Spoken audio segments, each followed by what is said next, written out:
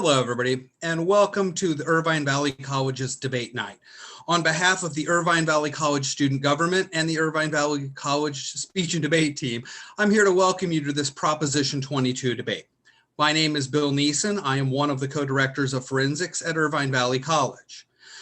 We feel that debating the propositions doesn't happen enough, so we have had a series of proposition debates at our school on the controversial propositions to allow us and you to explore the actual arguments going on. Tonight is the Proposition 22 debate. This looks at whether gig economy drivers should be independent contractors or should be classified as employees. This debate will be between two IVC students who will come on in a second, and it will be from the International Parliamentary Debate Association style.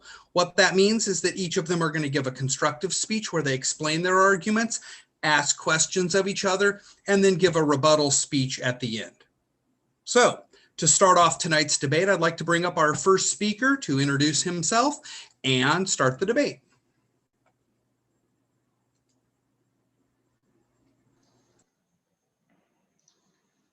Hello, everyone. My name is Gautam Krishna Kumar, and I am a proud member of the IVC Speech and Debate team.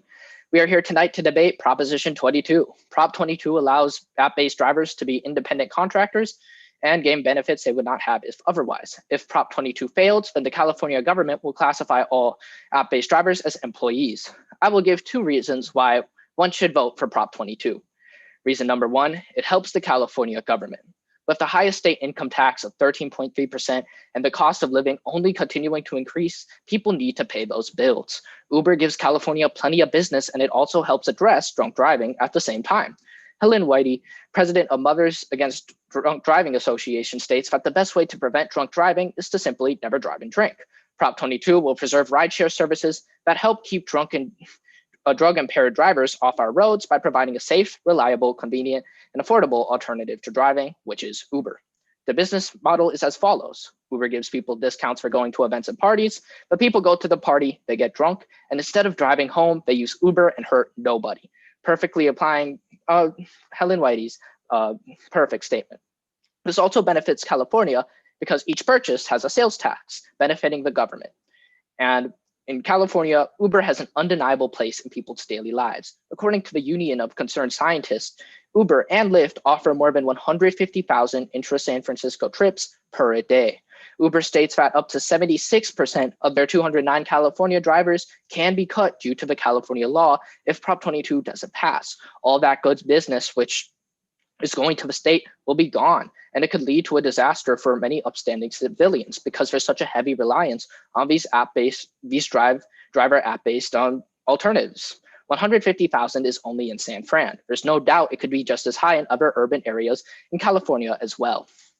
Uber Eats is also very prominent and helps the government. With the COVID epidemic currently present, the need for ordering food has arisen now more than ever. But Uber's CEO stated on a conference call during the pandemic with analysis that our delivery business alone is now as big as our rides when I joined the company in 2017. This is huge. The amount of money this brings the California government is unimaginable. And now more than ever, the California government is getting tons of sales tax from all the deliveries due to COVID, benefiting the government of California as a whole.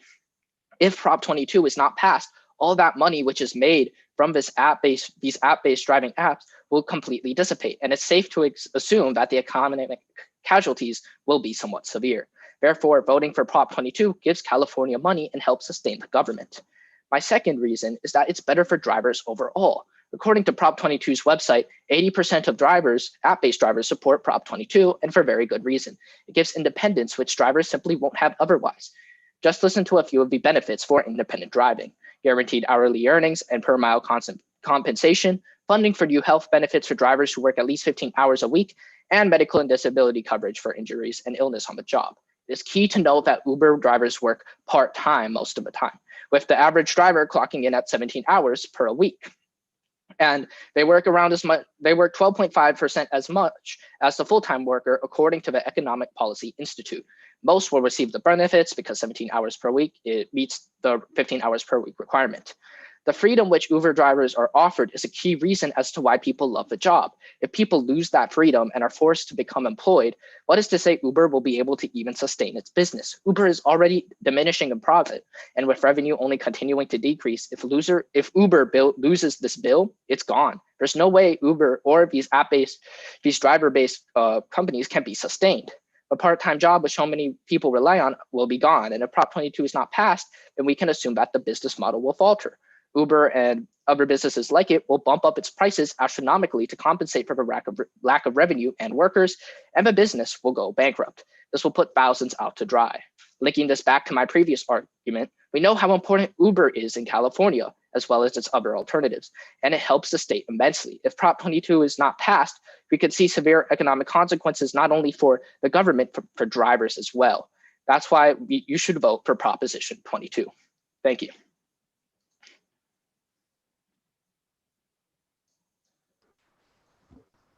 Very good speech. Very good speech. Thank All you, right, sir. so I just had a few questions. You said that people can be cut from the job. Has this been implemented in the past, or do you have any reference point where you could cite this statistic? The only reference I have is Uber's logistic, which is that they state 76% will most likely be cut. Okay, it is speculative, correct? It is Uber's logistic, so I have no way to confirm that. Cool, thank you very much. And then you also said that it's better for drivers overall because they would get coverage. How would Uber be able to pay drivers when they're labeled as independent contractors for their coverage? For their coverage, as in if they work over 15 hours a week, it's safe to assume that the business would get the revenue needed to move forward. Because as we can see, the business is losing money. So if the business model is sustained through this independent driving, then they would be able to fund the health benefits and health insurance benefits for their drivers, which are independently working. Beautiful. And for those people under 15 hours a week, they wouldn't receive coverage, correct? Of course, yes. That's what it says in the bill. Yes. Beautiful. Thank you very much. Of course, sir.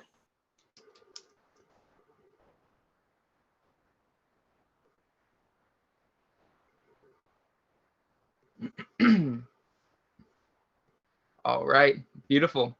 Hello, everyone. My name is Justin Williams, and I will be representing the negative side of this debate on why we should be voting no on Proposition 22. My opponent stated that people can be cut. However, this came from Uber's website and their statistics of what they might foresee in the future. However, this isn't actually something that has been done. This is all speculative. My opponent also stated that it's better for drivers overall and they will receive coverage if they make over 15 hours a week, but that under 15, they will not receive coverage. And this is interesting because this is really what the debate's all about, is if they should be regulated in this fashion or not.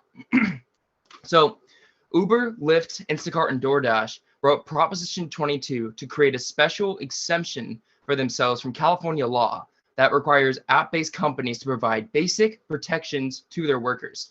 Now, they're spending more than $180 million on Proposition 22, the most expensive ballot measure in the US in history, to boost their profits by denying the drivers a right to minimum wage, paid sick leave, and safety protections. And I just want to require one definition real quick. It's a definition of a company. A company is a legal entity formed by a group of individuals to engage in and operate a business, commercial or industrial enterprise. A company may be organized in various ways for tax, financial liability purposes, depending on the corporate law of its jurisdiction. And holding to that word, tax and financial liability. So I have two disadvantages to this argument. The first one's going to be safety and protections, and our second one is going to go ahead and be exclusivity. So we're going to go over at our first one of safety and protections. So Proposition 22 is a carve out in law that allows Uber and app companies to deny their drivers rights and protections like paid sick leave, workers' compensation, or unemployment benefits. App companies don't get to have special privileges just because their app is different. So on a different platform does not mean they get to have the privilege of denying their employees proper legal treatment. People have become a lot more cautious about their interaction with people due to COVID-19. 7.7 million people unfortunately lost their jobs, according to commonwealthfund.org. Drivers would need unemployment for the safety of their families and themselves. They work in a field where it is close quarters with a single passenger or passengers for extended periods of time. Prop 22 also extends these multi-billion-dollar gig corporations from contributing to safety net programs we all need, like Social Security, Medicare, and unemployment insurance. For example, car accidents happen way too much. If these companies have employees that drive their vehicles, then they are liable for any damage or injuries that may happen on the road. For example, there's a man named Kip Baldwin that was driving 4 Uber passengers near downtown San Francisco when his car was broadsided by another Uber driver who ran the stop sign. 3 months later, lingering pain from neck injuries and a concussion left him unable to work. Uber insurance company offered him $21,000 medical expenses. That's nothing. And they quoted it for lost wages and inconvenience. He stated that this payment was too low and should have been compensated more so. Voting no on Prop 22 would nullify that and have Uber pay more and be more liable for their workers. Car repairs, for example, as well, take every few weeks to 6 months, maybe even time span of a year. Wear and tear expenses include oil and oil filter changes, wiper blade replacements, replacement on air filters, scheduled maintenance, new tires, body replacement, brake work, and antifreeze added. If they're working for the company, these need to have some sort of compensation upon their vehicles they're using for Uber. Also, Uber, Lyft, Instacart, and DoorDash paid to put Prop 22 on the ballot. They hired lawyers to write a very misleading initiative and paid political operators millions to collect the voter signatures that they needed. Some statistics on this on who supports and denies it. 46% are in favor of Prop 22, 42% are opposed, and 12% are undecided. This measure threatens good, middle-class union jobs. If these companies succeed in buying this election, their low-pay, no-protection business model will expand in virtually every industry, leading to unprecedented job loss and a race to the bottom. So let's go ahead and talk about my second reason why you should vote no on Prop 22 is exclusivity. Prop 22 makes us all less safe by eliminating safety protections for riders and drivers and any liability that these wealthy companies have to consumers. Once again, these companies don't get to have special privileges because they are app-based. They must follow the same laws and regulations as all other companies that provide employment. Prop 22 only applies to Uber and the app companies. It is designed to maximize their profits at the expense of the taxpayers and their drivers. The measure creates a competitive advantage for the giant corporations that hurts the workers and small family-owned businesses. For example, California law classifies them actually as employees. Independent contractors pay a ton of taxes. So under this app-based companies, they are classified as employees and would only be paying half as an employee rather than full as an independent contractor paying these taxes in full. The IRS taxes 1099 contractors as self-employed. If you make more than $400 a year, you will need to pay a self-employment tax. Self-employment tax is totally roughly about 15.3%, which includes Medicare, Social Security, and if you can kind of taxes like this. That's $61.20. You're making $400. Voting no on Prop 22 would cut that in half and have the driver pay $30.60 while the company will pay the other half. And the current state law requires that Uber and app companies provide their drivers the rights and protections just like every other California business. The Attorney General sued them for breaking this law. This is why you should vote no on Prop 22. Thank you so much.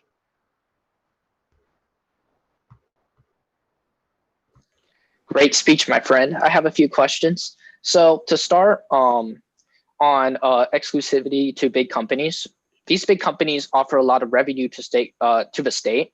So wouldn't you think that these companies should get proper compensation for their benefit to the state as a whole? These companies need to be paying the same amount of taxes that other companies are paying percentage-wise. They don't get special privileges because their platform is on an app. Okay.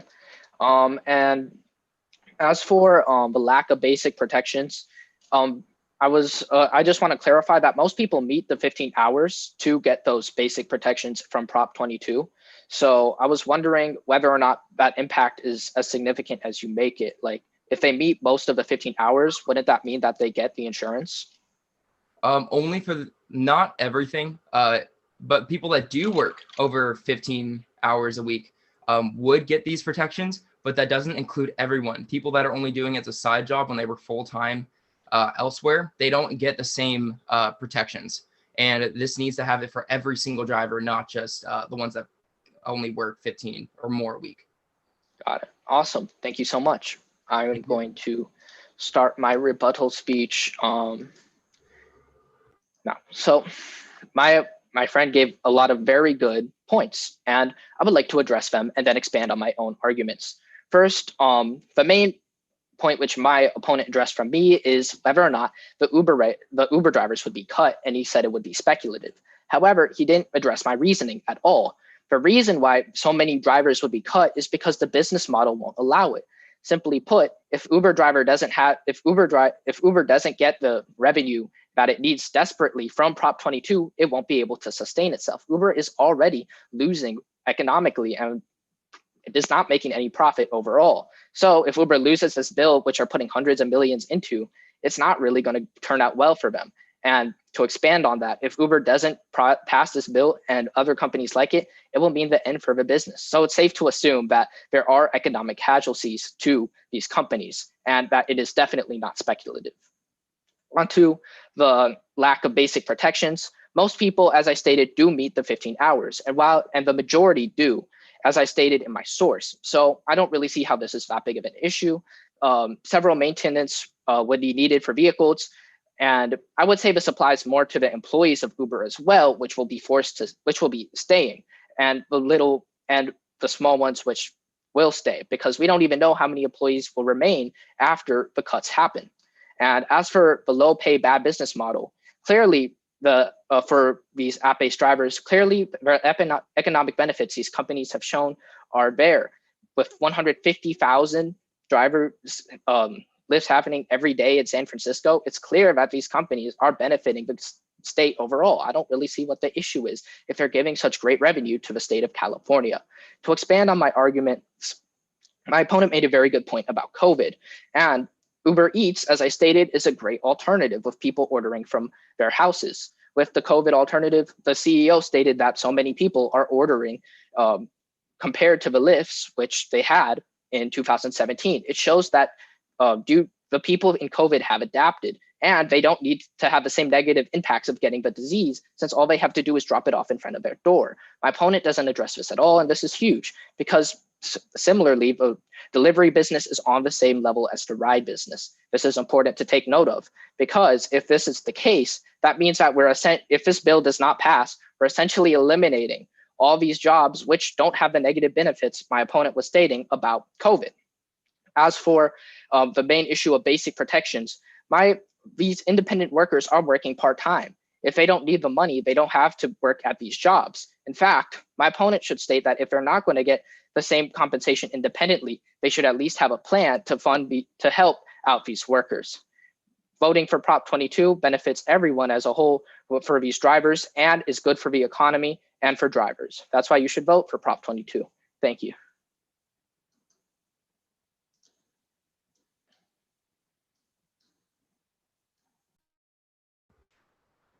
All right, great speech. And as we saw, my friend Gotham gave some wonderful points on why we should vote yes on Prop 22. But I would dare to say that the cons of voting yes on Prop 22 outweigh far heavily than the pros of voting negative on Prop 22.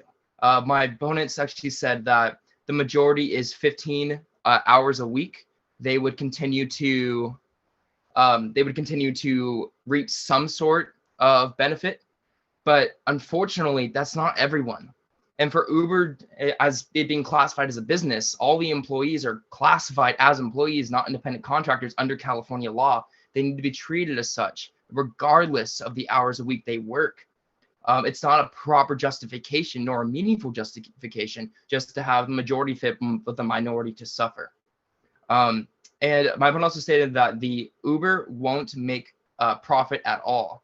Well, they aren't a small business. And as we see with other corporations, big ones like McDonald's, Walmart, Costco, they do just fine. They pay similar taxes, except the same taxes, actually. They pay these taxes and they're just fine. Laying off workers isn't prevalent under these circumstances. They're a big business. They could afford it, and they should be judged just like we judge the rest of the businesses. And I want to reiterate that the safety and protections of the drivers is so important when it comes to a vehicle. Car crashes happen way too often. And just like that example I gave with Kip Baldwin, he was a man that was doing this for a living, and then suddenly he got in an accident. Uber barely compensated him. This is unacceptable behavior coming from a massive corporation. We need to have this law in place so that they are justified, just like every other business, and they don't get special treatment because they are run on an app. As well as one other thing I wanted to mention was that since Uber, Lyft, Instacart, and DoorDash paid to put Proposition 22 on the ballot, that they hired lawyers to write a misleading initiative and paid political operatives millions to collect the voter signatures they needed. There's something going on here with them wanting special privileges that every other company has to suffer but them. They have to have some sort of tax regulation, while Uber and the rest of these companies don't get to have that tax. And these people aren't independent contractors. They are employees. Once again, I reiterate because it's so important. They are employees according to the state of California. And for these reasons, we need to make sure that this does not threaten middle-class union jobs or any of these other fields of these no pay, no protection business model that will eventually lead to unprecedented job loss and a race to the bottom. For all these reasons, I urge you to vote no on Prop 22. Thank you so much.